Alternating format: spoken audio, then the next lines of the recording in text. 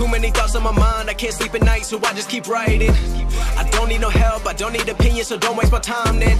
I just been living online, my city don't show me no love, and that's fine. Fuck local radio stations, I got more plays than all of these rappers combined. I'm going again, I've been going in, I'm fed up with so many things, I gotta just let it all out. I'm talking about the shit they've been talking about, telling me I should do this, telling me I should do that, telling me things about rap, talking the truth and that stab in my back that will knock me off track. People below, I've been keeping real, I've been doing what I feel, I've been out here trying to kill every beat, I know I will, everything I'm working on, every night another song, they've been quiet all along, they gon' notice when I'm gone.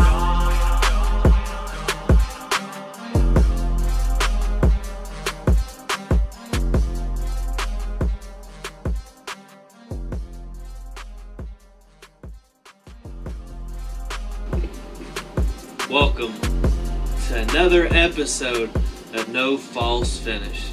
We've been bustling right along. We are on episode 7. Season's gone by fast. We've had JJ, we've had Fletch, we've had Genocide up to this point. We did a couple little shoots which you can all go back and check on the archives. While you're checking out those archives, check out those great episodes of XCW5 as well. Today, we're here for another shoot on probably XCW's biggest pay-per-view name in history. We're here to talk about SummerMania. We're not here talking about any SummerMania. We're going way back when. Back in the good old days of no mats, porch, ground, trunks. Yes, just by the word trunk, we're talking about SummerMania 2. And yes, I know, you've been hit in the head a few times, so you might not quite remember very well, but it was a non-televised SummerMania. So, as we roll through this show, I'm sure it'll click back to you. I'm hoping so. You tend to have the Rolodex of a woman when it comes to wrestling, so going into SummerMania 2, we were going in hot. Chris Jones Cynical feud, VK2, MPG, Hazard was doing some stuff with Lucifer and the power title scene back then. Psychor won the power title for me a couple months back. He was in the power title scene as well. Cruiserweight title not quite as popular. I mean, we had the Spitfire and we had Biohazard. Yeah. Dylan Bostic, yeah. But going into the show, do you remember anything about the general feeling among everybody? Like the feeling between everybody? XCW was just like you said, it was red hot. And the feeling going in was that, the morale was pretty high, honestly. We have this gigantic feud of you and Cynical. And then masked characters were well received. We just reintroduced Psycho Circus Clown previous to SummerMania. I don't believe he was involved, but he recently had done...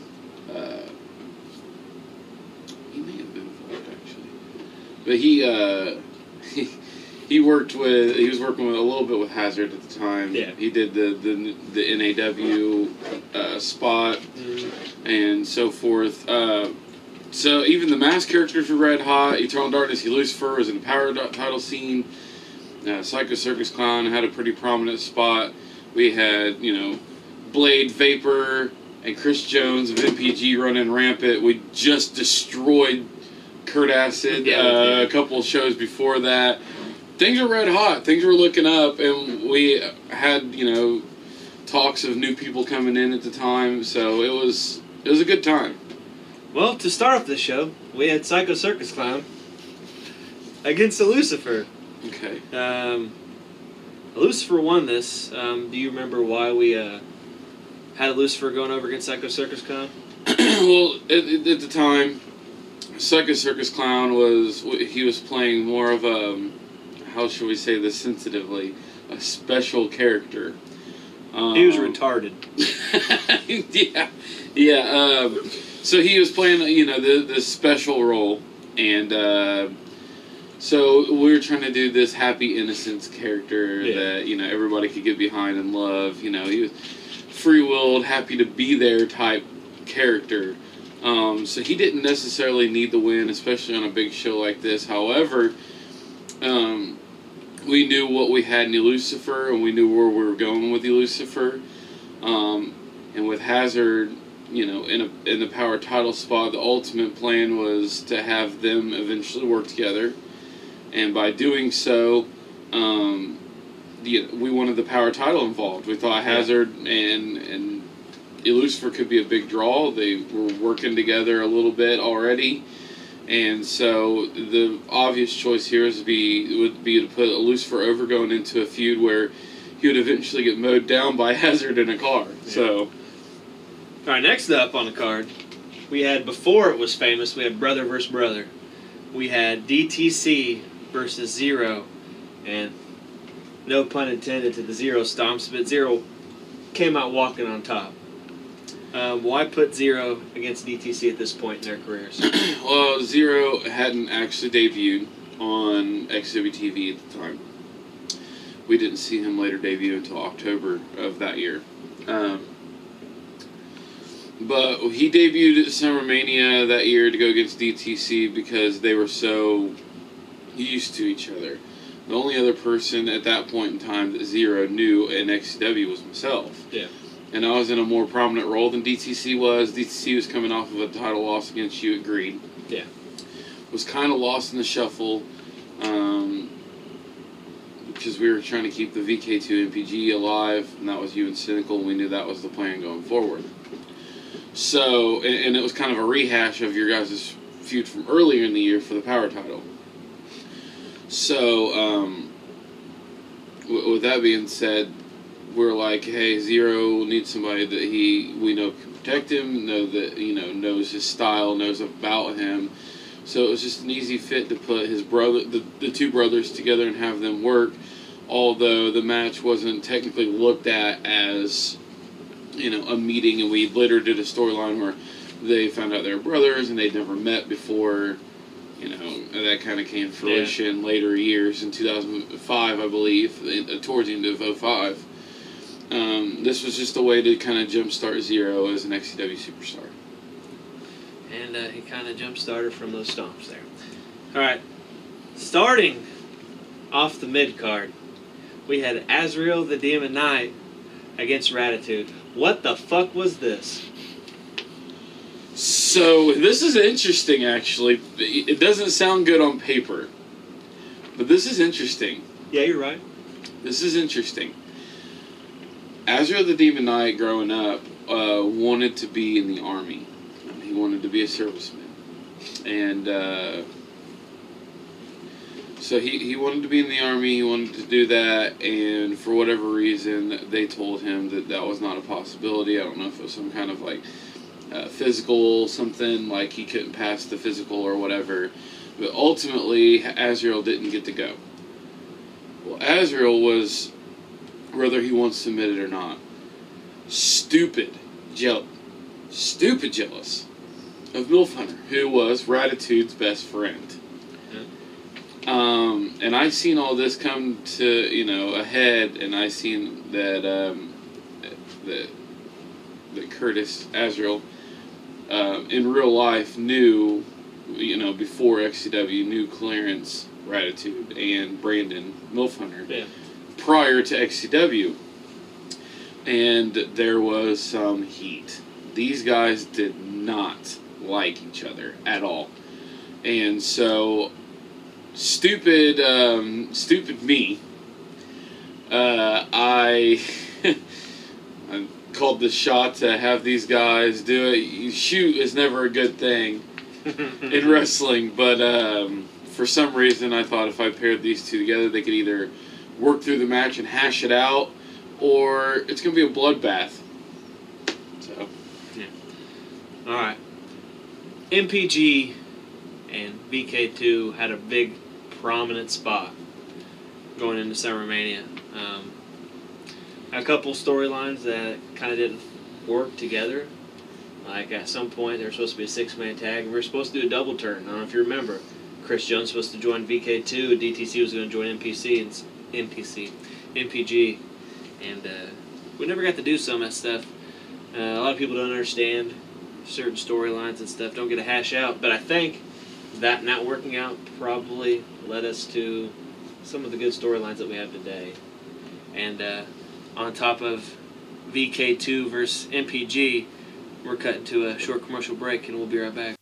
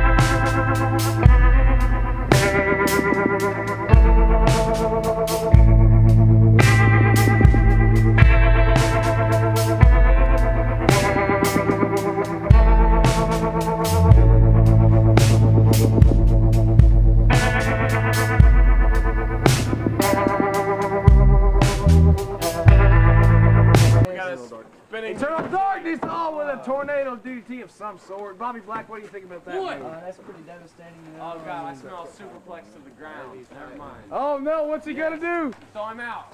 Oh, Kryptonite Crunch! Oh my god! Huge move. He's done. From the mask. Ref, Man. you better check him. I think he's dead. Oh no. Evil go! Oh my god! Oh, he missed him.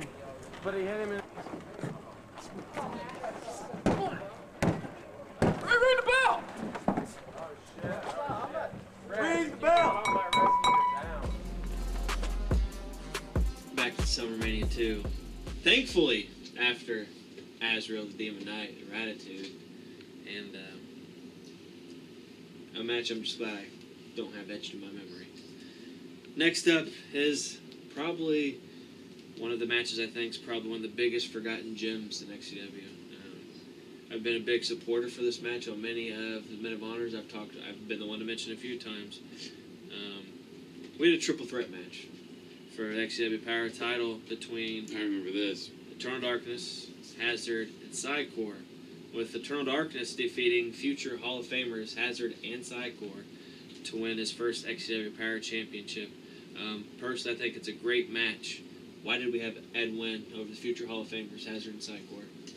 Well, like I alluded to a little bit ago, Hazard was eventually going to be working with Lucifer.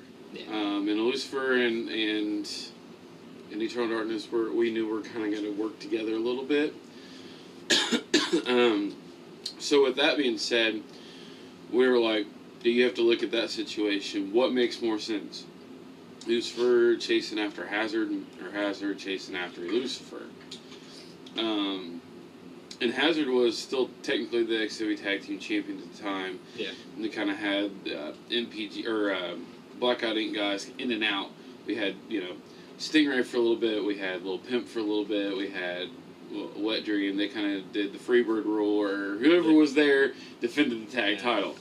And with that being said, the tag team titles not being used very prominently, not very well in the early days of XCW, that gave opportunity for Hazard to work the show and not have a tag team, to defend the tag title. Yeah. So this was putting him in a title opportunity, and Hazard being who Hazard is, coming off of NAW, being the owner of that, and being very successful, there was no way that we could leave him off the card or not have him in some kind of title or storyline prominence. Oh! Lucifer's hit! He's down! What the? What the hell is this? Oh my.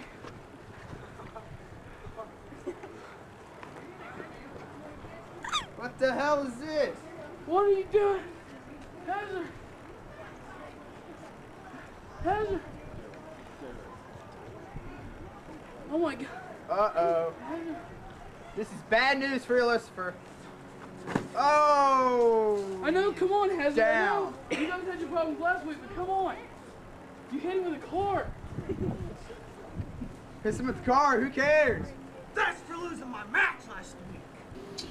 Psychor just coming off of a feud with you where he defeated you for the Power Championship and kind of jump-starting his career. Yeah. I think Psychor was maybe a handful of shows into XCW at the time. So, he started his career early, kind of working a couple matches with Lucifer, a couple matches with MILF Hunter, and, MILF Hunter was gone at the time. So we're like, what do you do with Psychor? Well, Psychor and Hazard both being free, it's pretty obvious that the two should be paired up. But I threw Eternal Darkness into the mix while Lucifer was working Psycho Circus Clown. Yeah. That away, we could throw it off a little bit by getting a championship not to Psychor or to Hazard, but to Eternal Darkness, to do an eventual drop to Lucifer, so that Lucifer could then work with Hazard, all part of a progression. Yeah. And it worked out because when Hazard didn't have a partner and wanted to defend, ultimately that ended up being XW Power Champion Lucifer later down the road. And so with that being said, Hazard would then chase Lucifer for the title, literally decimate him and show his dominance and his power. Versus, let's be honest, if Lucifer's chasing after Hazard, is he really going to be that much of a threat? Versus Lucifer trying to defend his championship against Hazard. Totally different scenario here. Yeah. He's got to survive. Yeah. He's got to survive to keep the championship, and that was where we were headed. And you're right. I remember this match very vividly. They had an amazing match. They blew us away. They ended up being the match to remember from SummerMania XIII. Yeah. They coordinated so well. The three of them worked together so well. I even recall a spot, Hazard's trying to work to his feet, and all of a sudden you see Eternal Darkness jump down on all fours. Psychor runs and does a swanton off of Eternal Darkness's back to ground Hazard, which set them up for the finish, which eventually led to Eternal Darkness then defeating Psychor. Back when Eternal Darkness could do some prominent things. Right, yeah. So ultimately that led to then Eternal Darkness defeating both. You know, Psychor took Hazard out of the picture because, let's be honest, Eternal Darkness is not going to take Hazard out of the picture. Yeah. Psychor took Hazard out of the picture. Eternal Darkness capitalized on Psychor doing such a big move at the time. Yeah. And then Eternal Darkness walks out champion, so he could later work with Lucifer, coming off of his SummerMania win as well. And then eventually lead to bigger things with Lucifer and Hazard. A lot of things get tied in that a lot of people don't realize. Like, after Eternal Darkness won that match, Psychor got to go on his prominent role and start feuding for Intercontinental title back then, international with title Genocide. Yeah. And then we had the birth of, I would say, Hazard's character now, because that's when he started becoming like the extreme Hazard with Lucifer and such. Right. And They did the car. I think he did a skit with you where he wrestled you as the imposter Psycho Circus Clown. He unmasked you. And that was a brutal match. Like, he just beat the shit out of you. And then Eternal Darkness and Lucifer being more mainstay than Hazard and Psychor, it makes sense that, you know, Lucifer be the one to get it from Eternal Darkness as well and go on to feud Hazard, which I still think, like he said, best match of the show. Next up, we had Ryan Riggs, not Wet Dream Riggs back then. Didn't have any of those yet. But Ryan Riggs against Biohazard. Ryan Riggs walking out on top. How did this get thrown together? Well, at the time, Spitfire was in and out. Spitfire won the Cruiserweight Championship from Biohazard at Greed, which you can see on XCW's YouTube page right now. I actually watched it like 2.5 weeks ago. So, Spitfire was just starting out. He was kind of in and out, and he had won the championship. Kind of a mistake on my part, because honestly, then we would have had the Cruiserweight Championship prominently featured with Biohazard on SummerMania's card. A lot of times we get someone that's relatively decent, have high hopes for him. It happens to us all the time. Right. So, with that being said, this was a Cruiserweight bout. Yeah. We just wanted to feature the Cruiserweights prominently. Ryan was kind of in and out. He was working NAW pretty, exclusively at the time. He came in and worked as a special guest referee and also did a battle royal at Extreme King 2004. And then this was kind of the jump start to making Ryan more exclusive to XCW versus NAW.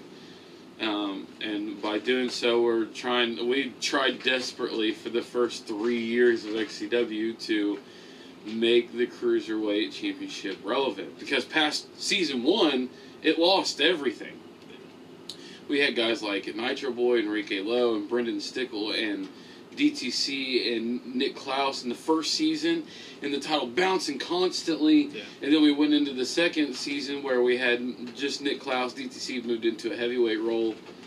So we had Nick Klaus, we had Biohazard, we even had Lucifer and Eternal Darkness working Cruiserweights at the time. So this was a way to introduce Ryan Riggs to XCW Galaxy as a Cruiserweight and do something that had some meaning, and Biohazard being the Cruiserweight name, it was a good jump start. Yeah, I agree. Next up, it's a little confusion when I was writing this show out. Next up on the card, I wasn't sure. It was a triple threat match or a handicap match, but next up is Fletch with Vapor and Blade. Do you remember this match at all? Because I was unsure. A little. There's actually a show a few months prior, and it's on our YouTube page right now, from June. And it's myself going one-on-one with Vapor for the International Championship. Yeah. And Blade was on the outside of the ring getting involved constantly. Sounds like Blade. And that would then eventually lead to... and this is the days before promos were really shot and put in the show. Yeah. But we did kind of have a promo segment where... in SummerMania, where Blade was jealous of Vapor being the XW International Champion. And they're both part of MPG. The only way to settle it was for both men to be in the match. Yeah.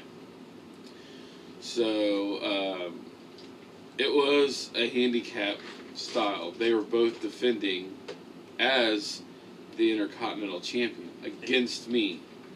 However, had Blade been the one to pin me, Blade would have been the one to get the title opportunity to be champion. Yeah. So it was more of a handicap situation, but that's what led to it. A few months prior to that, me and Vapor, he kept interfering. Vapor was like, well, you know, I could have handled it on my own. Blade, it was like, well, I'm the one that should be the international champion, and so that's kind of how that built, and that kept the VK2 and MPG thing alive. Ultimately, you walking out on top in this match with the Intercontinental Championship. Last on... Actually, I didn't. I won the match, but only by a disqualification because of them two not getting along. So you did. So ultimately, the person that walked out as the international champion at the end of the day was Vapor. But you won the match. I did win the match. So it was right then. Last on the card. Fucking the primetime lights of SummerMania 2. Your two boys. Cynical, Chris Jones, XCW Championship, trunk match. What happened with this here? Why did it turn out so bad? Why did we have Cynical win his first championship then? And then I'll ask the second part after that. Well, it was pretty obvious that Cynical was he was a man on fire. He came in with he came in with this aura, you know, like he was a guy that wasn't necessarily a wrestling guy. Yeah. He wanted to hang out with his buddies, and his buddies were wrestlers, and that's what he did. And then, of course, ultimately, that he became, I wouldn't say a wrestling fan necessarily, but he became a student of the game. He knew what he was doing. He knows a little bit about a little bit of everything. Yeah. The Cynical was on the rise. His debut match was against Blade. Defeated him. Went on his, second, third show in. He was the XW Power Champion, knocking off you. Then had a very important story with the Power Championship with you, going through the trampoline shows, and then being heavily featured as the... Although I was the front runner, he was the front runner of VK2. Even with DTC and I working some tag teams, Cynical was always working single. I think this show's online too. Cynical and Blade had a devastating match. They suplexed each other through the trailer, and Cynical jumped off the top of the shed through a stop sign. Craziness. Yeah, I remember. But Cynical was he was one of those guys that he just immediately up in flames. He was just the hottest thing in the world. And so we're like, biggest show of the year.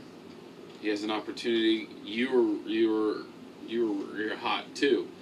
You just come off of, you debuted just a few shows after Cynical, and you were already XW champion. You'd won the Extreme King Battle Royal, so it was all hot. So it made the most sense for this to happen, and to keep the VK2 and MPG thing alive.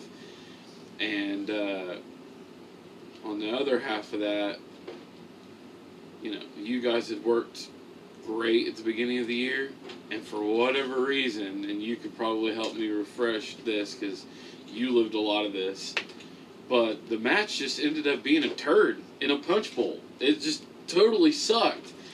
Nothing clicked. I think you're giving the match too much credit calling a turd in a punch bowl. Punch is liked by some people. This match was not. I don't know. Cynical had opened that day. Okay, turd in a piss bowl. Okay. Cynical opened that day. He wasn't in a good mood, and I don't know why it just didn't click. We spoke like we do any other match. just weren't on the same page. Yeah, it was a train wreck. It was, and I think I was a little aggravated the fact that we had to wait on him so long. And this was the first of, or the second of 3 times that we had to wait out a really long time for Cynical to show. The other being Halloween Havoc, which was strangely enough against you, and things didn't turn out right in that either. No, but it was a good match, though. And I'm sure that we'll talk about that someday soon. Yeah. Okay, last 2 parts before we cut episode 7. This match almost led to like a real-life fight, did it not? Though I only remember pieces, yeah, it did. And it's weird, me, you, and Cynical pretty tight at the time. Hazard wasn't even part of the picture. So, yeah, we were all pretty tight. We hung out constantly, and it almost blew up in all of our faces. Last question. Play the role of Dave Meltzer. How many stars out of 5? The overall show or the match? Overall show. Only because of the power title and the usage of getting certain people over. 2 out of 3. 2 out of 5? Or 2 out of 5, yeah. I can kind of agree. Alright, so you heard it from the man. SummerMania XIII, one of the biggest shows in history, had turds, had gold. We're going to end it there. Join us next time where we have the farewell show. Don't get worried, guys. I'm not talking about the farewell show of No False Fan. I'm talking about the XCW farewell show from 2008. Join us next time for episode 8. Keep it real, I've been doing what I feel. I've been out here trying to kill every beat. I know I will. Everything I'm working on, every night another song. They've been quiet all along. They gon' notice when I'm gone. Everybody wanna copy you, but they're not you. Everybody wanna be cool, but they're not new. Whoa, look how I go. Gonna be a dentist, I still got the flow. Never gonna lose cause I'm still doing both. Never gonna lose cause I've been on the road. Come to your state and I'm killing the show. Know that I'm young and I still gotta grow. Know that I'm working the most, know I'm never gonna choke. And I'm looking back down on the people below. I've been keeping real, I've been doing what I feel. I've been out here trying to kill